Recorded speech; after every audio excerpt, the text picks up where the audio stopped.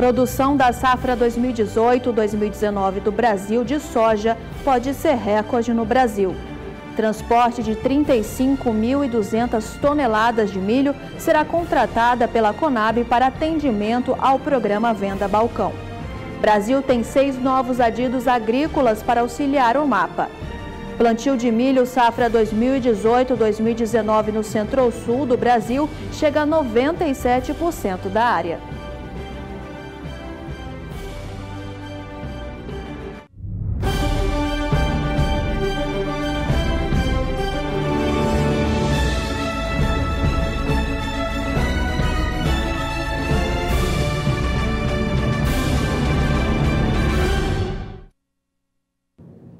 Olá para você que está aqui acompanhando a programação do Canal do Boi. Está no ar mais uma edição do Agricultura BR. E nesse início de semana, desejando uma boa tarde para você. Boa tarde. Boa tarde, Carla. Uma boa tarde a todos. Sejam muito bem-vindos.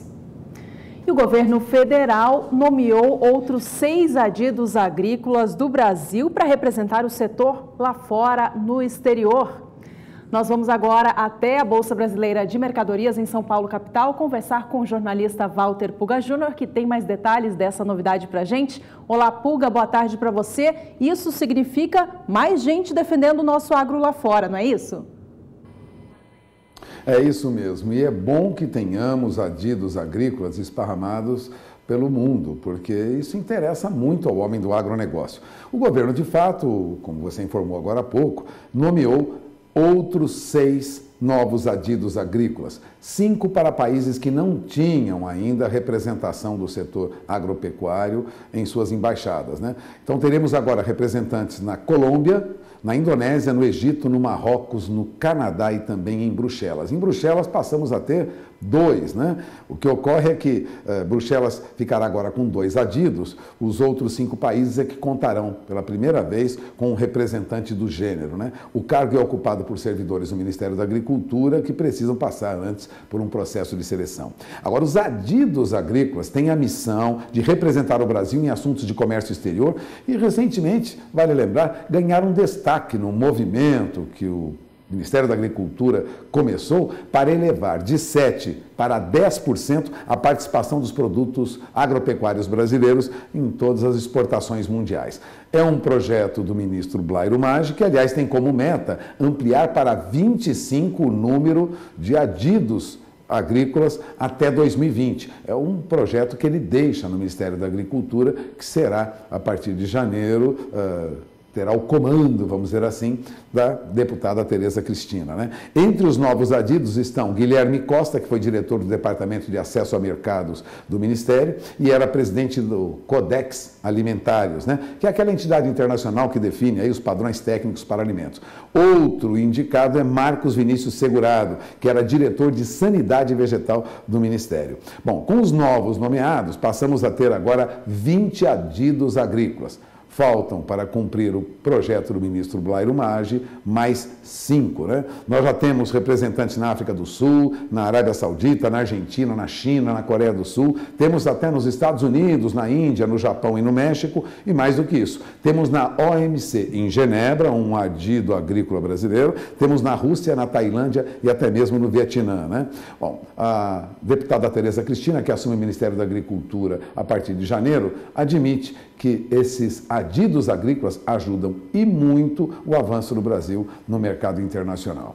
É esperar agora que esse trabalho lentamente apresente seus resultados. Nada é feito do dia para a noite. Não é porque temos um adido agrícola num determinado país que passaremos a vender bilhões de dólares do dia para a noite. Mas é um trabalho necessário, principalmente para fazer frente às denúncias exageradas de problemas sanitários e fitossanitários que temos enfrentado, fora outras denúncias que ocorrem no país.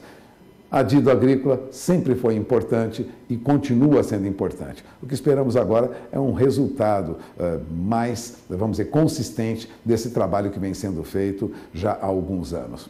Juliana? Ok, Puga, obrigada então por esse destaque. Até já. O Agricultura BR segue trazendo agora o mercado financeiro.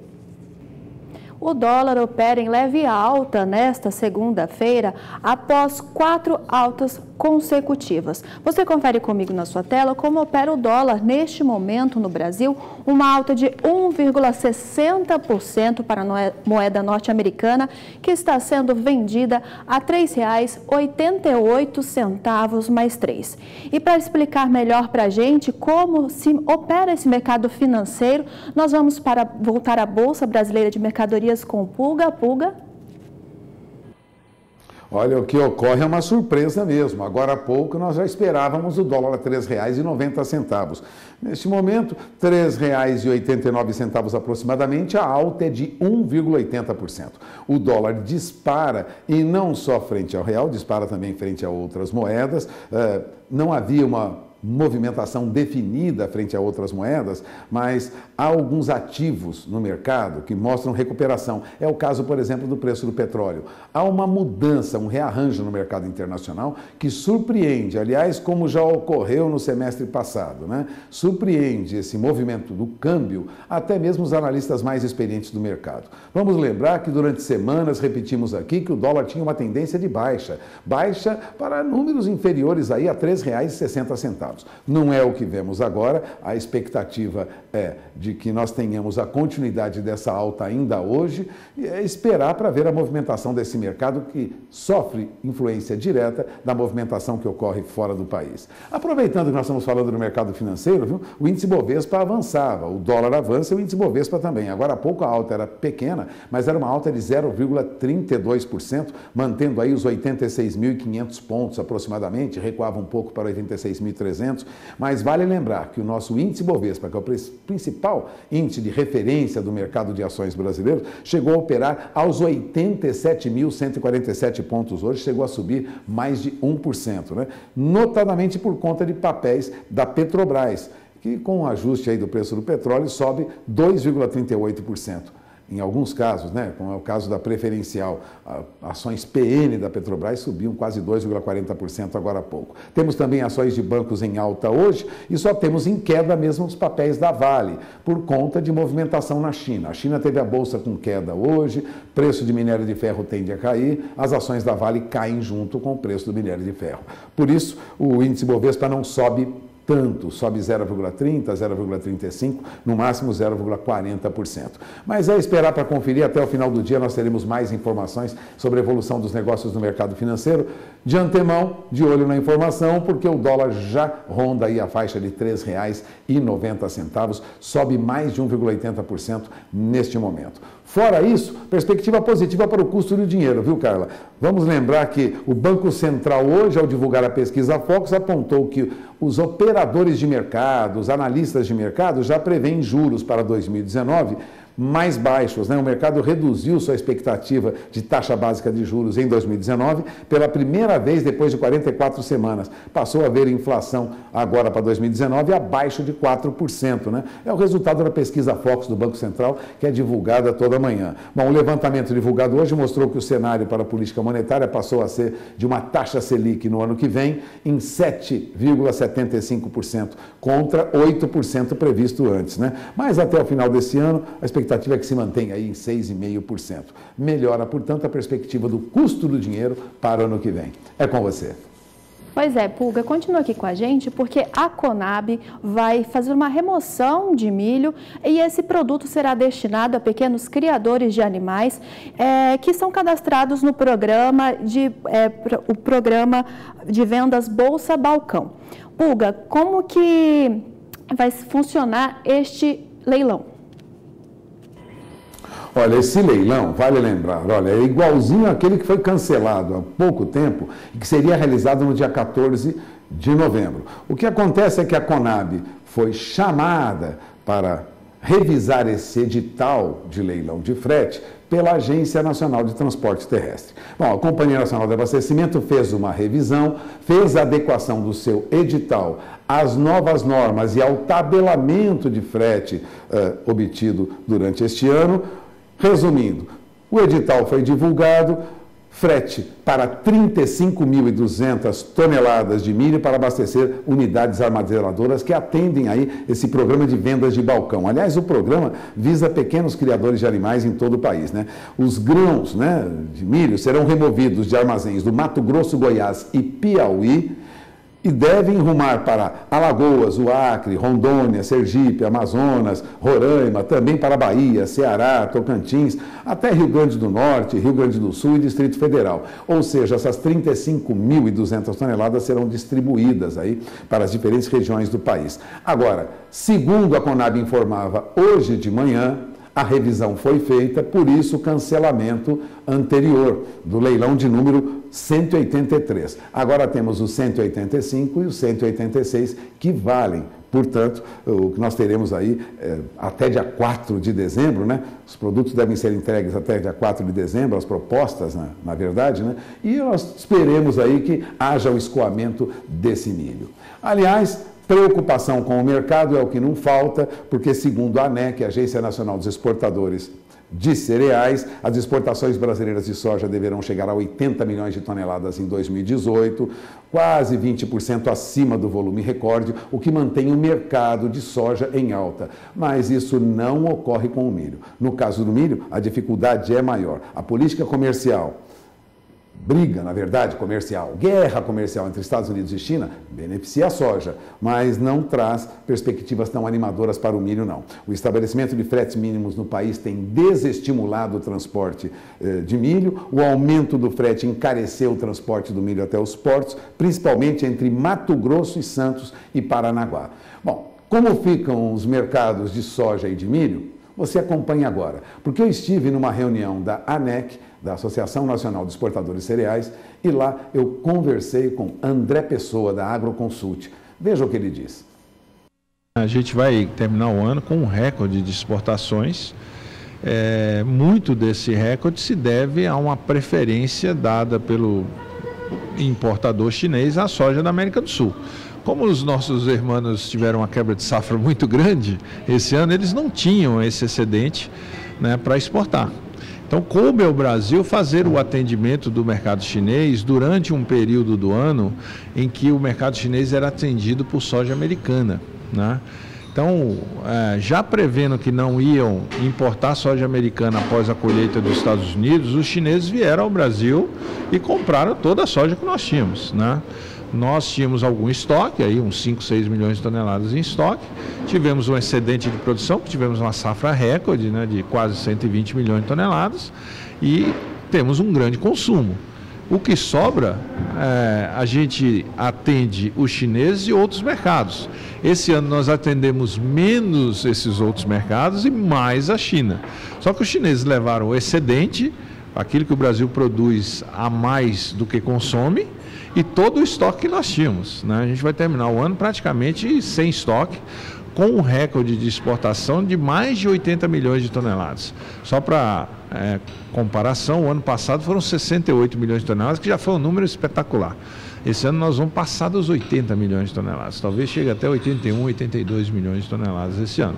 Então, isso já foi reflexo desta maior demanda chinesa pela soja brasileira, né? Seria pela soja argentina se houvesse soja argentina no mercado. Agora, essa movimentação que foi positiva para a soja brasileira, para o mercado de soja no Brasil, continua daqui para frente? Essa é a grande certeza, porque a grande motivação para uma maior procura por soja brasileira por parte dos chineses é a imposição pelo governo chinês de uma tarifa de 25% para a entrada de soja americana no mercado chinês.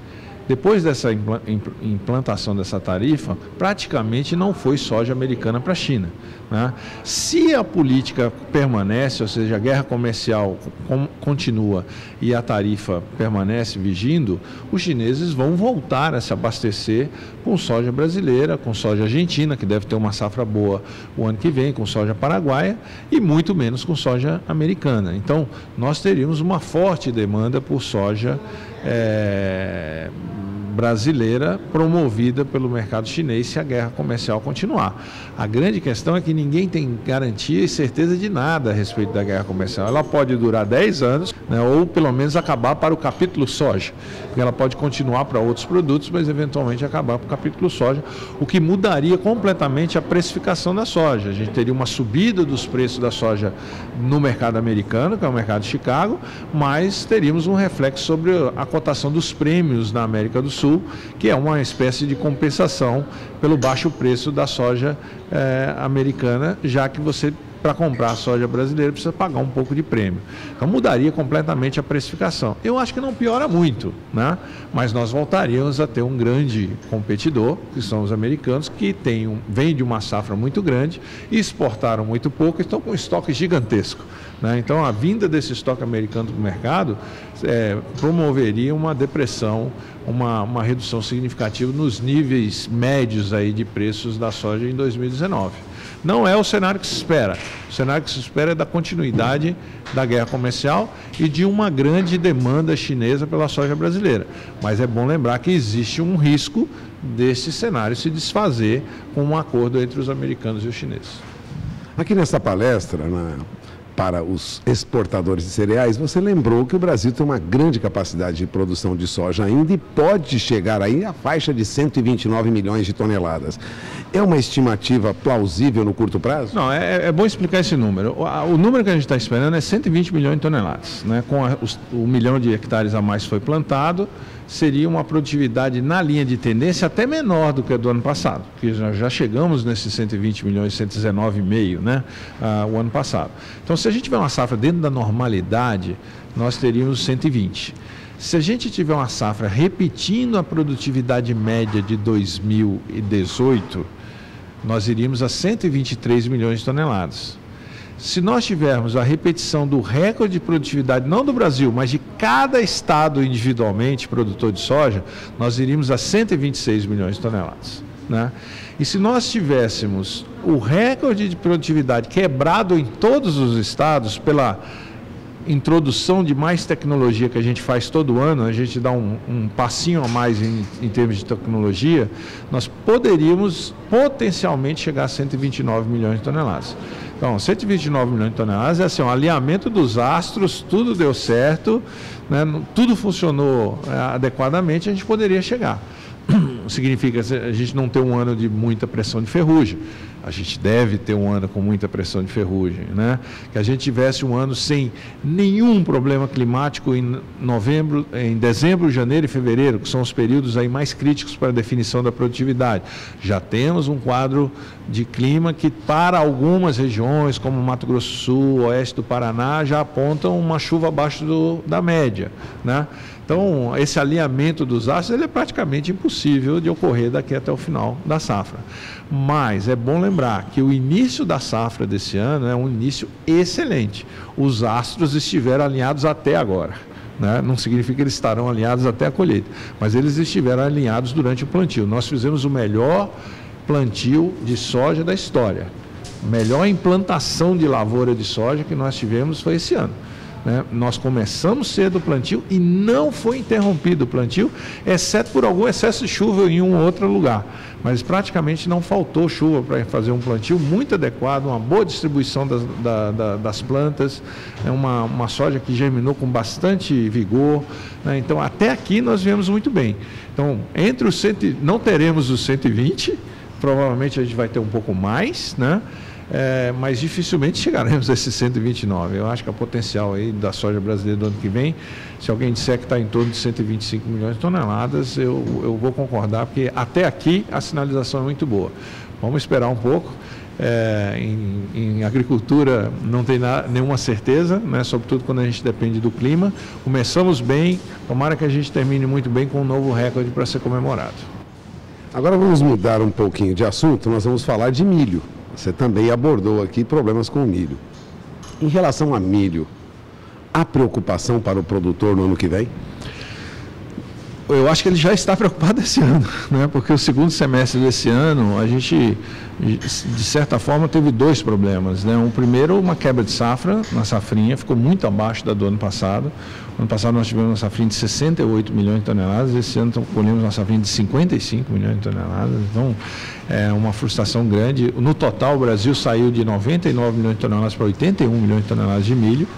nenhum produtor gosta de colher pouco, né? Então já tivemos essa frustração.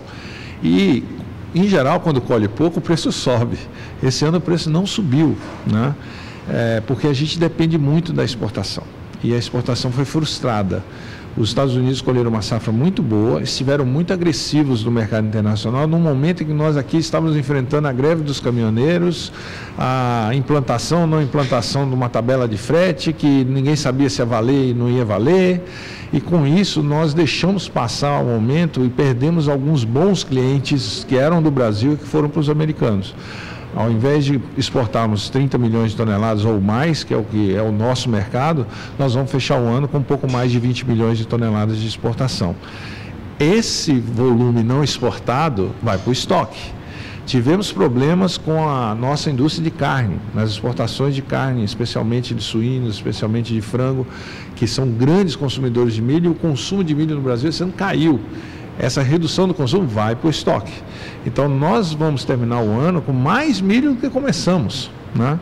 E não era essa a expectativa dos produtores, né? Era terminar com um estoque menor e, portanto, com preços maiores, né? Até que o preço internacional não dá para se queixar, porque o preço até está bom no mercado internacional, podia estar melhor, mas um preço que ficou entre 3,5 e 4 dólares o bushel é um preço que a gente conseguiria fazer um bom resultado aqui, não fosse o problema do frete. Então, a tabela de frete penaliza a soja, é muito importante para a soja, mas é mais crítico ainda para o milho, porque é um produto que tem menos valor agregado do que a soja. Então, ele acaba custando proporcionalmente muito mais em termos de custo por tonelada transportada, é o mesmo, mas o valor da tonelada de milho é inferior da soja. Então, acaba pesando muito no bolso dos produtores essa imposição da tabela de frete, que fez com que os fretes subissem em relação ao que seria o frete no Mercado Livre. Então, nós já tivemos um ano complicado. Vamos ter um plantio de milho já finalizado praticamente na safra de verão, que é igual ao do ano passado.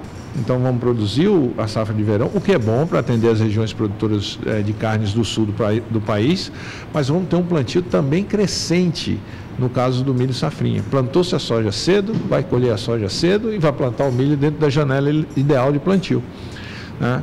Se a gente tiver uma produção dentro da normalidade, do ponto de vista de clima, nós vamos superar 90 milhões de toneladas de milho o ano que vem. Ou seja, nós podemos chegar a 95 milhões de toneladas, talvez até 100 milhões de toneladas, né, de milho. A gente só consome 60. É muito milho sobrando. É muito milho sobrando já esse ano. Já vamos chegar no final do ano com quase 20 milhões de toneladas e podemos estar botando em cima desses 20 milhões de toneladas o excedente do ano que vem. A única saída seria uma grande exportação, uma exportação recorde. 35, 40 milhões de toneladas. Nós não conseguimos enxergar uma exportação desse tamanho para o ano que vem. Na melhor hipótese, a gente vê 30. Né? A gente teria que ter um câmbio muito favorável, uma eliminação dessa tabela de frete, né? E uma grande agressividade nossa contra os americanos para conseguir chegar ao final do ano que vem com estoque no mesmo nível que a gente tem esse ano, ou um pouquinho menor. Né? Então, a nossa preocupação é que os preços no segundo semestre do ano que vem, que é o preço para a safrinha, vamos dizer assim, sejam preços deprimidos, né, para os produtores, e tirando rentabilidade e até eventualmente causando prejuízo. Normalmente, quando os preços caíam abaixo do custo de produção, havia intervenção do governo, né?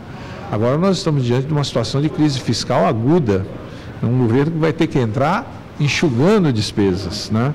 Não sei se nós teremos a mesma facilidade ou a mesma possibilidade que tivemos no passado de contar com um auxílio para fechar as contas aí do milho safrinha, especialmente lá do Mato Grosso e das regiões do Brasil Central, que dependem bastante da exportação. É bom lembrar que os custos de produção subiram bastante. Antes se produzia milho aí a R$15 o saco. Hoje ninguém consegue produzir a menos de R$18, R$19. Né? Então, esses preços, preço mínimo do milho é R$16,50. Né? Então, o governo intervir a R$16,50 para um milho que custou R$18, R$19 também não resolve o problema. O governo ampliar o preço mínimo e botar mais dinheiro para poder cobrir essa diferença, num ano de ajuste fiscal vai ser mais difícil, né? Então, a nossa preocupação para o ano que vem é com o milho. Bom, como você acabou de ver, a preocupação, quando se fala de grãos no país, é com o milho. Soja, Ainda estamos dependentes do mercado chinês, mas há expectativas positivas. Para o milho, um ano muito difícil vem para frente. Eu volto sinal para Campo Grande. Obrigada, Pulga, por hoje. Bom resto de dia para você. E por aqui seguimos falando sobre soja.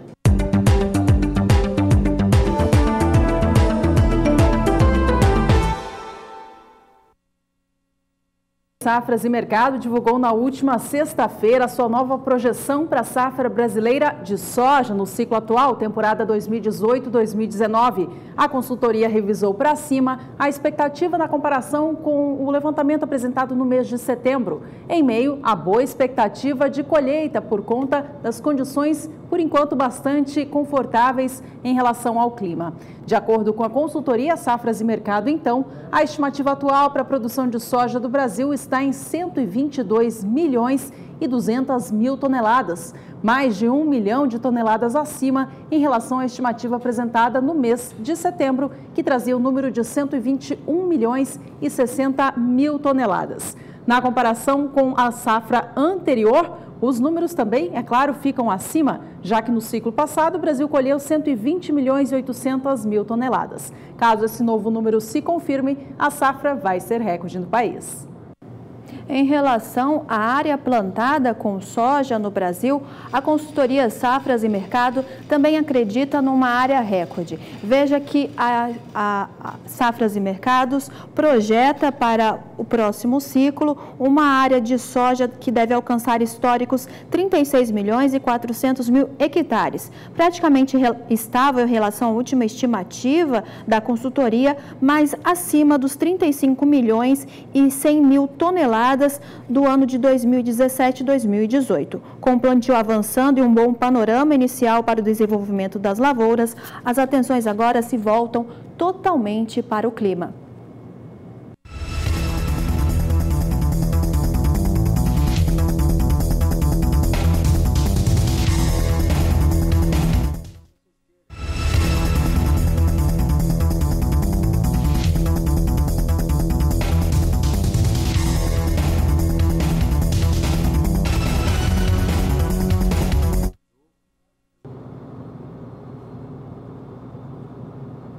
Outra consultoria que apresentou seus números voltados à safra de soja do Brasil na última sexta-feira foi a AG Rural. Desta vez, os números têm a ver com o ritmo de plantio. O andamento da semeadura no campo segue o mais rápido da história por conta das condições de clima favoráveis em praticamente todo o Brasil. De acordo com a AG Rural, a área prevista total plantada no Brasil até agora está estimada em 89%, números estes compilados até o dia 23 de novembro. Nesta mesma época do ano passado, a área plantada cobria 84% da intenção de semeadura. Na média dos últimos 5 anos, esta época do ano traz o índice de 78%, portanto, safra atual segue como a mais rápida da história.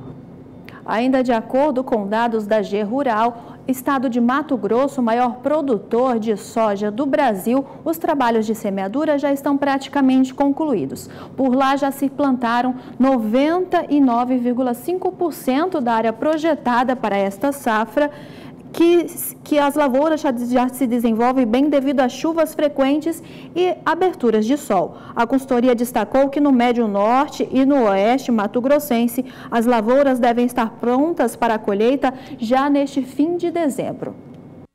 No estado do Paraná, que é o segundo maior produtor de soja do Brasil, o ritmo de plantio está bem na reta final. Segundo a consultoria AG Rural, até o fim da última semana, a área cultivada já chegava a 95%. O ritmo também está à frente do observado nessa mesma época do ano passado, quando o estado trazia o número de 94%. De acordo com a consultoria AG Rural, as lavouras paranaenses se desenvolvem bem, mas agora há uma certa preocupação em relação ao clima, já que as temperaturas caíram um pouco no estado. E dados divulgados na última sexta-feira pelo Instituto Mato Grossense de Economia Agropecuária, o IMEA, mostrou que a colheita de soja no estado mato-grossense já deve alcançar 5% do total estimado para a produção no início de janeiro. Você confere comigo na tela que a colheita de soja em Mato Grosso deverá ter quase 5% da produção total projetada de soja já colhida no primeiro terço de janeiro, contra cerca de 1% no mesmo período da safra anterior, à medida que o estado executou o plantio mais rápido da história, favorecido pelas condições climáticas. Essa antecipação da safra de soja no estado do Mato Grosso deve trazer algum alívio para o mercado no início do ano que vem, já que a condição de estoques é bem baixa. De acordo com o IMEA, a colheita, tendo início já em janeiro, pode colocar no mercado 1,5 milhão de toneladas do grão, de uma safra total estimada em 32 milhões e 400 mil toneladas. E assim como a consultoria AG Rural, o Instituto Mato Grossense de Economia Agropecuária, o IMEA, também acredita que a colheita de soja no estado mato-grossense deve se iniciar no final de dezembro. De acordo com o IMEA, o início da colheita de soja da safra 2018-2019 deve ter início entre os dias 20 e 21 de dezembro nas regiões oeste e sudoeste do Mato Grosso, que plantaram antes para fazer uma segunda safra de algodão. Mas até o final de dezembro, o IMEA acredita que o volume colhido seja pequeno, fique em torno de apenas 1% da área estimada.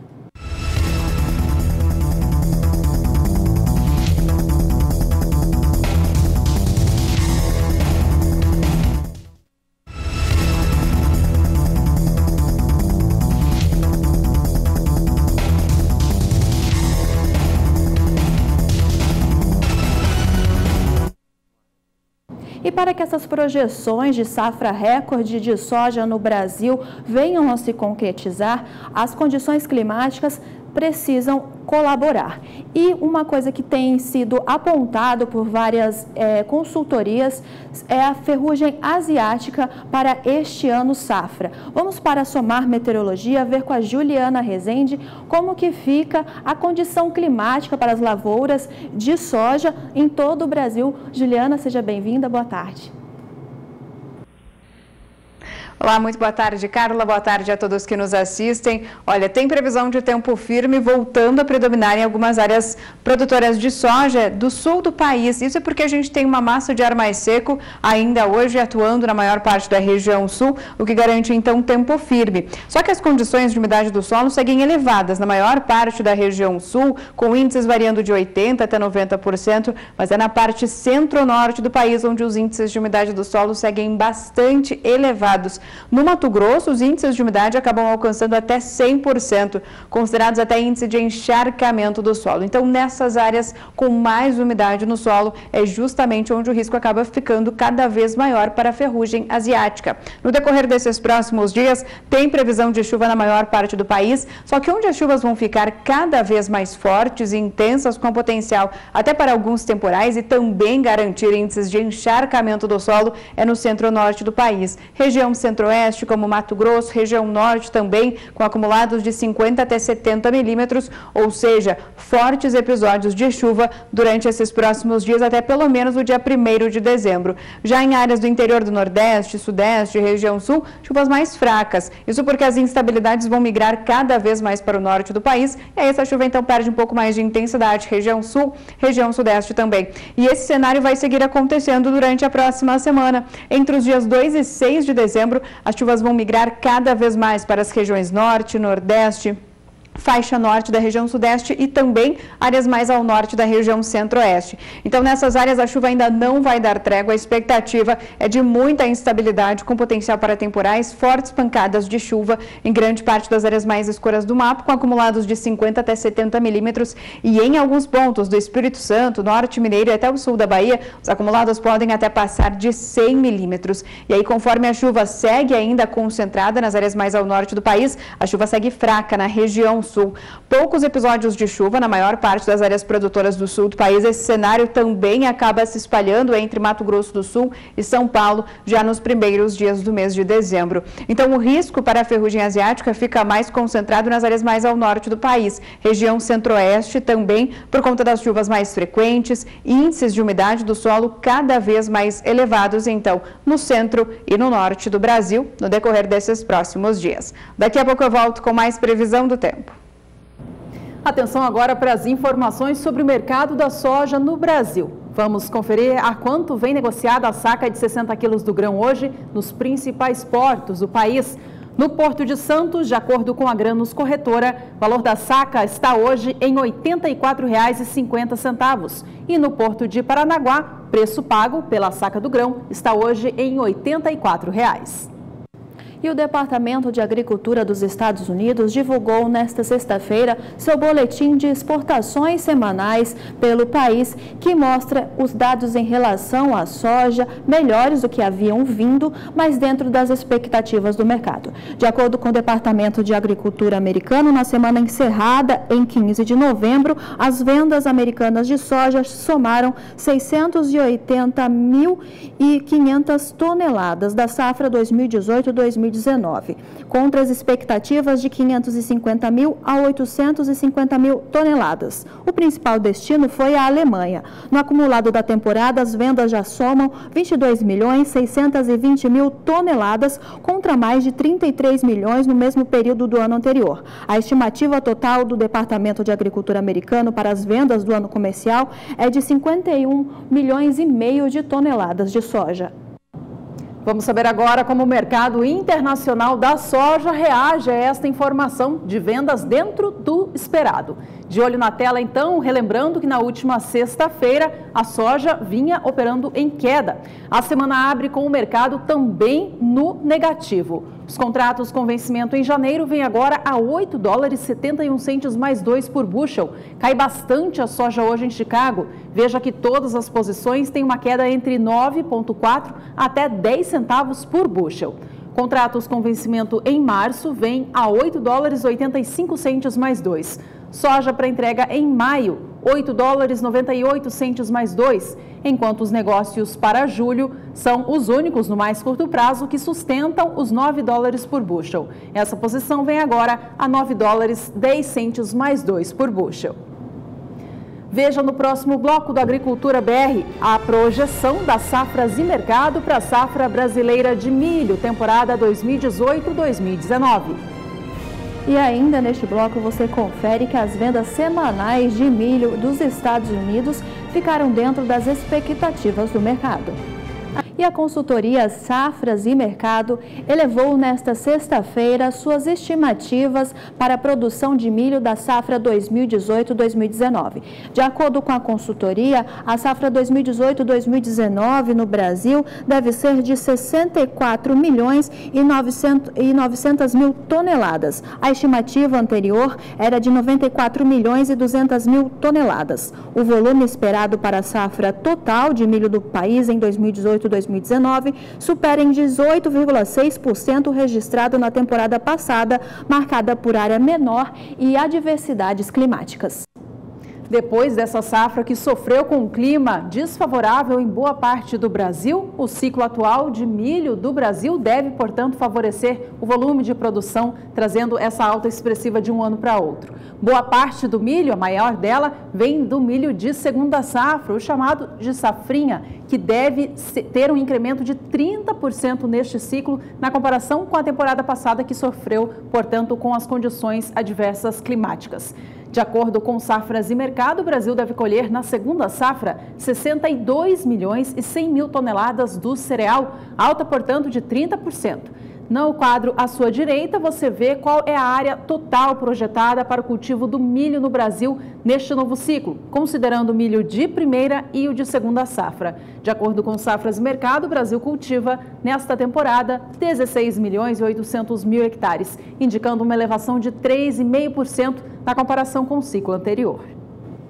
E a consultoria AG Rural trouxe dados nesta sexta-feira sobre o plantio de milho na região centro-sul do país, que já está próximo do final da semeadura. De acordo com a consultoria AG Rural, o plantio de milho na região centro-sul do país já chega a 97% da área estimada até a última sexta-feira, dia 23, contra 71% da área em 2017 e 80% na média dos últimos 5 anos. Faltando apenas a conclusão do plantio em São Paulo, Minas Gerais e Goiás, as plantações se desenvolvem bem e a perspectiva é de uma boa safra.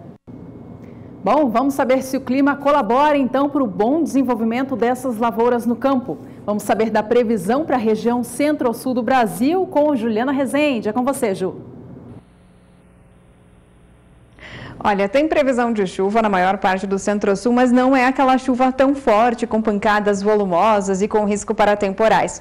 A situação agora é de chuvas mais fracas na maior parte das áreas produtoras do centro-sul do país. Ainda é um cenário que favorece grande parte das lavouras de milho que estão em desenvolvimento, porque os índices de umidade do solo seguem elevados em grande parte do centro-sul, com umidade passando de 70%, 80% então em grande parte das áreas produtoras. Nesses próximos dias tem previsão de chuva mais concentrada e até com forte intensidade em pontos da região centro-oeste. O calor e a umidade do ar mais elevados na região favorecem as pancadas de chuva mais fortes, principalmente entre a tarde e a noite. Por isso, tem previsão de acumulados mais elevados no centro-oeste, variando de 50 até 70 milímetros. No sudeste, na região sul, pancadas mais fracas. Ainda é aquela chuva que acontece no final do dia por conta do calor e da umidade do ar, mas são pancadas então de fraca intensidade. No decorrer dos próximos períodos, a partir do dia 2 de dezembro, tem previsão de chuva perdendo ainda mais intensidade no sul do país. Então, na região sul, a gente volta a ter uma semana mais seca, com poucos episódios de chuva, e as instabilidades vão migrar cada vez mais para o norte mineiro, Espírito Santo, norte de Goiás e até o estado do Mato Grosso. São Paulo e Mato Grosso do Sul devem ter uma semana com períodos de tempo mais seco, com predomínio de tempo mais seco, mas ainda tem previsão de pancadas de chuva entre a tarde e a noite, mesmo que não sejam aqueles episódios muito frequentes e também com elevado volume de água. Esse cenário de chuvas mais fracas vão permanecer ainda atuando até o dia 11 de dezembro, principalmente na região sul, chuvas mais fracas intercaladas com dias de tempo mais seco, e ainda as instabilidades vão seguir atuando entre o sudeste e centro-oeste de forma mais expressiva, com elevados volumes de água. Então, nas áreas mais ao sul do país, a gente volta a ter semanas de predomínio de tempo mais seco, poucos episódios de chuva. Algumas áreas, principalmente mais pontuais, em pontos do interior do Paraná, já vem recebendo pouca chuva, por isso algumas áreas produtoras ainda podem seguir um pouco mais prejudicadas por conta dessas chuvas mais escassas na região, mas isso de forma bem pontual. Agora, em áreas do sudeste e centro-oeste, chuvas mais frequentes, mantendo o solo com bastante umidade, e o cenário segue favorável, então, em grande parte da região central brasileira para as lavouras de milho. Daqui a pouco eu volto com mais previsão do tempo. E de acordo com o boletim semanal de exportações dos Estados Unidos, divulgados nesta sexta-feira pelo Departamento de Economia americano, mostra que as exportações de milho por lá, os dados mostram que ficou dentro do esperado pelo mercado. De acordo com o Departamento de Agricultura dos Estados Unidos, as vendas semanais norte-americanas de milho totalizaram 877.400 toneladas, enquanto o intervalo esperado era de 600 mil a 900 mil toneladas. O México segue como o maior comprador do grão norte-americano. Em toda a temporada, os Estados Unidos já venderam 24 milhões e 300 mil toneladas do cereal, contra pouco mais de 21 milhões no mesmo período do ano passado. O departamento espera que os Estados Unidos vendam 62 milhões 230 mil toneladas de milho em toda a safra 2018-2019. Vamos acompanhar agora o mercado internacional do milho. Boa notícia, então, de vendas bem próximo ao limite máximo esperado. Vamos saber como que os negócios vêm operando no dia de hoje. Milho vem com queda, mesmo assim, acompanhando o movimento visto para a soja hoje. Os negócios em Chicago para vencimento de dezembro operam a $3,57 mais 6 por bushel. Milho para entrega em março vem a $3,69 mais 6. Posição de maio, $3,77 mais 4 por bushel. E o milho para entrega em julho a $3,84 mais 6 por bushel, com as posições caindo até cerca de 1 cento por bushel neste momento. E nós vamos para um rápido intervalo comercial, mas no próximo bloco você confere que a estimativa de produção de algodão da safra 2018-2019 é de 2.480 toneladas da pluma. E você vai ver também que o cultivo de algodão agroecológico fortalece a agricultura familiar. Estamos de volta com a Agricultura BR na manhã desta Segunda-feira, melhor dizendo, na tarde, para falar agora sobre algodão. A consultoria Safras e Mercado, como você já sabe, divulgou na última sexta-feira suas novas projeções para a safra brasileira de grãos, temporada 2018-2019. Trouxe revisão para cima para a soja, para o milho e também para o algodão. A gente confere agora na tela o que mudou em relação à expectativa anterior para a atual. De acordo com Safras e Mercado, o Brasil deve colher neste ciclo 2.480.000 toneladas de algodão. Na estimativa anterior, apresentada em setembro, eram 2.240.000 toneladas esperados. Esse é um bom momento que o setor algodoeiro vive hoje em dia no Brasil. E ainda de acordo com as Safras e Mercados, a área plantada com algodão deve ser recorde também. De acordo com analistas das Safras e Mercados, acreditam que os bons resultados obtidos na última temporada levarão os produtores de algodão a plantar uma área recorde de 1.420.000 hectares, uma alta de quase 20% em relação ao ciclo 2017-2018. O Instituto CIA, em parceria com a Embrapa Algodão, lançou o projeto para fomentar o cultivo de algodão orgânico na região do semiárido nordestino. Para saber mais sobre este projeto, eu converso agora com a gerente de matérias-primas sustentáveis do Instituto, Luciana. Olá, Luciana, qual é o objetivo do projeto? Olá, o projeto Algodão e Consórcios Ecológicos é uma iniciativa da Diaconia, em parceria com a Embrapa Algodão, com a Universidade Federal do Sergipe e com o Instituto CIA. E o principal objetivo é impulsionar a produção do algodão orgânico em 7 estados no semiárido brasileiro, por meio do fortalecimento da agricultura familiar e o fortalecimento dos organismos que trabalham com certificação nesses territórios. Luciana, e qual é a diferença entre um algodão sustentável para um algodão comum? O algodão agroecológico, diferente do cultivo convencional do algodão, ele não utiliza produtos químicos e ele não utiliza sementes geneticamente modificadas. Então, todo um cuidado com o manejo do solo, com o uso racional dos recursos, com a condição de trabalho das pessoas envolvidas, com toda a comunidade que existe ao redor da produção, é levado em consideração. Além disso, o cultivo agroecológico, ele é intercalado com outras culturas, com outros consórcios. Então, normalmente você tem o plantio do algodão, junto com o milho, com o feijão, com o gergelim. Então, é um consórcio de produções numa mesma área que olham para as questões sociais e ambientais com cuidado. Certo. Luciana, e esse projeto ele tem um aspecto social também, né? Como que ele funciona? Essa iniciativa, ela tem por objetivo fortalecer a produção, oferecer ferramentas de trabalho para os agricultores, capacitá-los com relação ao trabalho em grupo, fortalecer as OPACs, que são os organismos que trabalham com a certificação do pequeno produtor. Então, tem todo um olhar social voltado no sistema, na produção agroecológica e muito integrado ao meio ambiente, ao meio ambiente onde o agricultor, onde a tua família está inserida. Então, todo esse cuidado de organização social, de uso de recursos, de representatividade das mulheres na produção. Então, todo esse eixo social e ambiental, ele é considerado na produção agroecológica e fortalecida.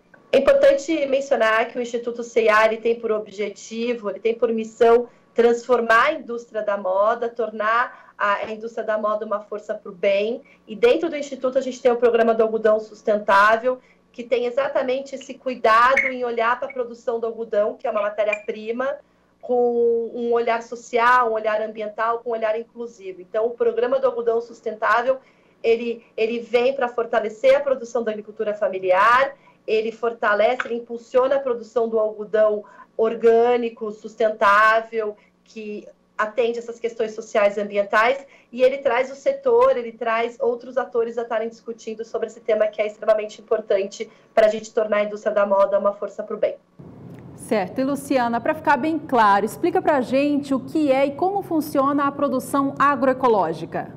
Na produção agroecológica, o agricultor ele está diretamente em contato com todas as lavouras que ele tem no campo, então ele tem todo um cuidado de acompanhamento de pragas, de manejo do solo, de uso de produtos biológicos, das escolhas das sementes que ele coloca na área dele. Então tem toda uma relação com a propriedade e normalmente a produção agroecológica ela tem um olhar para a produção do alimento, ela tem um olhar, no nosso caso, no caso do projeto, para a produção do algodão como geração de renda, tem um olhar para outras culturas que também podem gerar oportunidades e melhorias de vida para aquelas famílias. Então, é uma outra relação, é um outro cuidado com aquela produção que eles têm.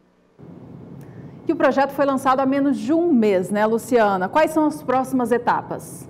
O projeto foi lançado no dia 6 de novembro, em São Raimundo Nonato, no sul do estado do Piauí, e tinham aproximadamente 60, 70 pessoas participando, e agricultores e agricultoras, organizações locais, representantes da Embrapa, da universidade. Então foi um grande encontro e a gente teve a oportunidade, a Diaconia teve a oportunidade de explicar o projeto. Inicialmente o projeto tem duração de 2 anos. A gente está trabalhando muito forte em 2 territórios, um na Serra da Capivara, no sul do estado do Piauí, e o outro na Serra do Araripe, no Pernambuco.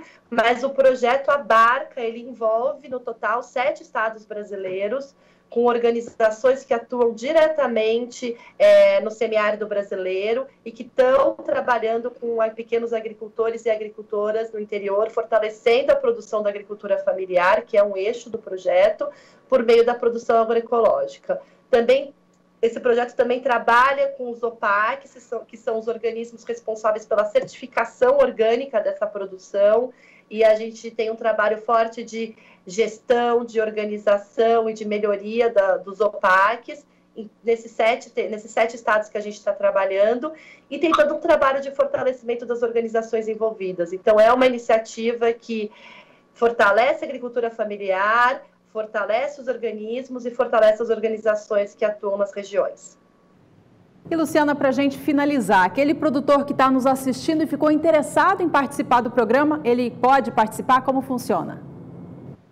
A equipe da Diaconia está levantando os produtores e as produtoras que têm interesse em participar do projeto nesses territórios que eu mencionei.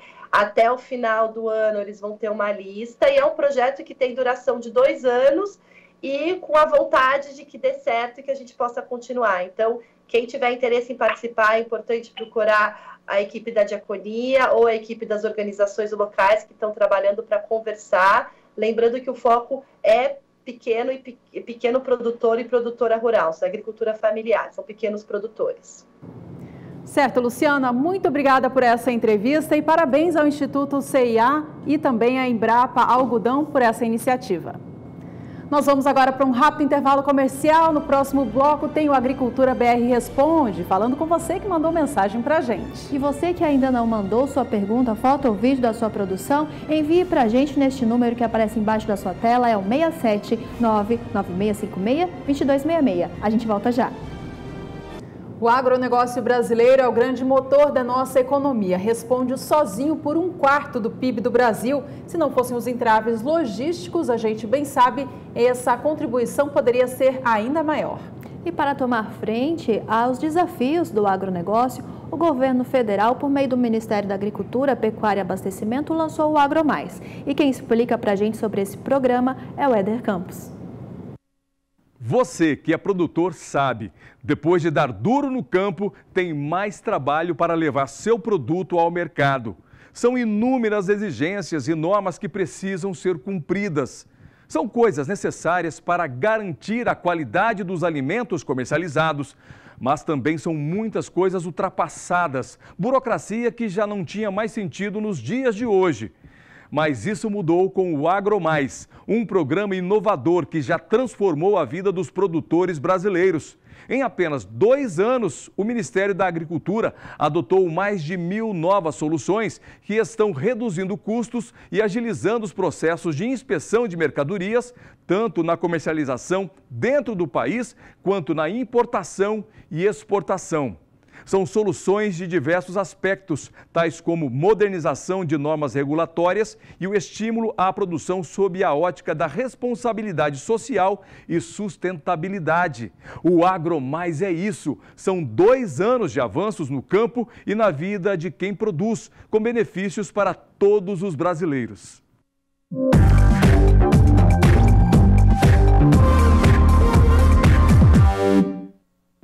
Chegou a hora do quadro Agricultura BR Responde. Vamos já colocar na tela quem mandou mensagem para a gente. Foi a Beatriz Soares, de Palmas de Monte Alto, na Bahia. Mandou o seguinte recado: oi, boa tarde, gostaria de saber a previsão do tempo para a minha cidade nos próximos dias. Quem responde para você, Beatriz, e a todos é a Juliana Rezende. Vamos então voltar com ela, lá direto de São Paulo. Juliana, como fica o clima na Bahia nos próximos dias? Olha, respondendo à dúvida da telespectadora Beatriz, tem previsão de chuva agora para os próximos dias, avançando pelo estado da Bahia. E essa chuva ainda vai ganhar mais intensidade. Já nesses próximos dias, as pancadas que acontecem na Bahia agora ainda não devem ser tão intensas. A chuva começa a ganhar força gradualmente. E até pelo menos o dia 1º de dezembro, a chuva é mais fraca em grande parte da região, com volumes mais baixos, variando de 15 a 30 milímetros. No decorrer da semana seguinte, aí sim, a chuva ganha mais intensidade. Todo o estado da Bahia recebe, então, fortes pancadas de chuva. O acumulado de chuva na região fica em torno de 70 a 100 milímetros em grande parte da região central da Bahia, já nos primeiros dias de dezembro, entre os dias 2 e 6. E a expectativa é de persistência dessas instabilidades até pelo menos o dia 11 de dezembro, pancadas intensas com risco até para temporais em grande parte da Bahia e na região da Beatriz também. Então, tem previsão de chuva no decorrer desses próximos dias em grande parte da Bahia. E chuva forte, com potencial até para temporais. Daqui a pouco eu volto com mais previsão do tempo. E por aqui nós vamos para mais um rápido intervalo comercial, mas daqui a pouco tem mais participação de telespectadores no quadro Agricultura BR Responde. E ainda hoje por aqui, novidades do Showtech 2019. Fique conosco, voltamos já.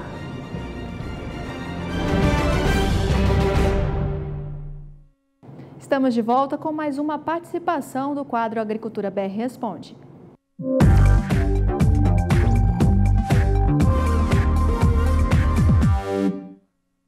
E por aqui temos mais uma participação lá da Bahia. Veja comigo na sua tela. É do Valdemir Lopes, do município de Queimadas. E ele diz: boa tarde. Boa tarde, Valdemir. Gostaria de saber como vai ficar o tempo aqui na Bahia nos próximos 3 meses. Então vamos para responder a sua pergunta, Valdemir. Vamos voltar a conversar com a Juliana Rezende, que traz para a gente a previsão do tempo para o Valdemir, né, Juliana? Isso mesmo. Respondendo o Valdemir, então, de Queimadas na Bahia, olha, tem previsão de chuva avançando nesses próximos dias por grande parte da Bahia, alcançando também a região de Queimadas, que fica mais ao norte da região. Expectativa de pancadas fracas, até pelo menos o comecinho de dezembro. A chuva se espalha aos poucos pelo estado da Bahia, alcança a região de Queimadas, mas ainda não vai ser aquela chuva forte e volumosa, que só deve acontecer na primeira semana de dezembro. Aí sim, tem previsão de fortes pancadas de chuva na região de Queimadas, no norte da Bahia, com acumulados de 70 até 100 milímetros. Então é muita chuva para um curto período de tempo. As pancadas devem vir fortes, intensas, com potencial para temporais, muitas trovoadas na região. E essa chuva mais forte vai seguir predominando na região de Queimadas e grande parte do interior da Bahia, com acumulados de 50 até 70 milímetros a partir do dia 7 de dezembro. Então tem previsão de chuva nessa primeira quinzena de dezembro, chuvas fortes que podem vir em forma até de temporais. Já a partir da segunda quinzena de dezembro, a chuva perde intensidade. Vamos voltar a ter um período de tempo mais seco, com pancadas de chuva bem fracas e isoladas. E o mês de janeiro vai ser marcado ainda por bastante regularidade. Vamos ter bons episódios de chuva, mas ainda vai intercalar bastante com períodos de tempo mais seco. E o mês de fevereiro é que promete ser de chuvas mais frequentes na região de Queimadas. Então, pancadas mais expressivas, duradouras na região, favorecendo então grande parte da produção da região de Queimadas. Hoje eu encerro por aqui a minha participação. Amanhã eu volto com mais previsão do tempo. Até amanhã. E falta pouco para o Showtech 2019. Maracaju, em Mato Grosso do Sul, recebe de 16 a 18 de janeiro várias empresas voltadas ao agronegócio para mostrar tecnologia e informação. O Senai será uma das entidades que estarão presentes. Acompanhe o convite.